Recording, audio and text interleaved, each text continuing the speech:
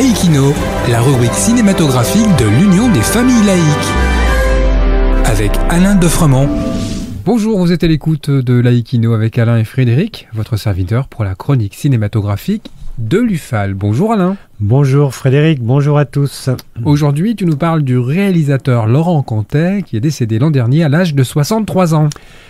Oui, c'était un cinéaste d'une grande humanité dans laquelle on retrouve tous ses films. Ce sont des portraits de personnes dans leur mal-être qui ne trouvent pas leur place dans la société, et particulièrement chez les jeunes. Tout a commencé par pas exactement tout a commencé, mais ce qui a été le plus marquant, c'est un téléfilm programmé sur la chaîne Arte en 1997 qui s'appelait Les Sanguinaires. C'est ce film qui le fit connaître au grand public.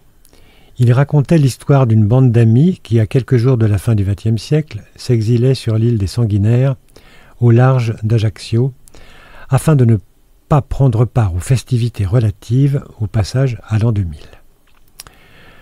Ce fut ensuite des films de cinéma, avec Ressources humaines en 1999, où Cantet observait Franck, stagiaire dans le service direction des ressources humaines de l'entreprise de son père. Le jeune homme ne se sent à l'aise dans aucun des rôles que la société et la famille lui imposent. Il lui faut devenir un transfuge de classe sans trahir son milieu. Finement observé, le film nous renvoie toutes les interrogations du jeune homme.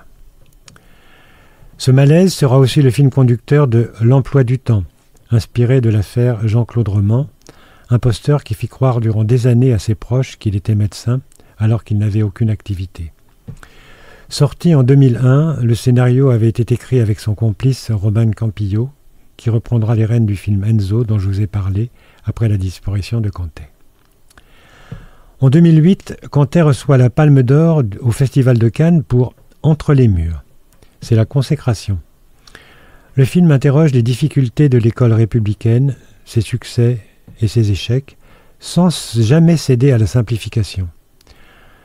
Le travail du réalisateur sur l'improvisation collective du groupe de collégiens donne au film une véracité extraordinaire. Comme un écho de ce film, il réalise en 2017 L'Atelier. Olivia, une romancière parisienne connue, anime à La Ciotat un atelier d'écriture avec un groupe de jeunes en insertion. Elle est notamment intriguée par Antoine, un jeune homme taciturne et peu sociable, qui fait bientôt figure de mouton noir du groupe, où il fait des propositions d'écriture que les autres jugent choquantes. Olivia croit pouvoir sauver Antoine de la violence, mais leur relation demeure très âpre. Cantet laisse une trace unique dans le cinéma français. N'oubliez pas de revoir Enzo, sorti récemment, qu'il avait écrit juste avant sa mort. À la semaine prochaine. Merci Alain. En attendant de nous retrouver, n'oubliez pas notre émission en balado-diffusion sur laicidad.ufal.org ainsi que sur notre site ufal.org. Pensez aussi que nos activités ne sont possibles que grâce à vos dons et à vos adhésions. À la semaine prochaine. C'était Laïkino, la rubrique cinématographique de l'Union des familles laïques.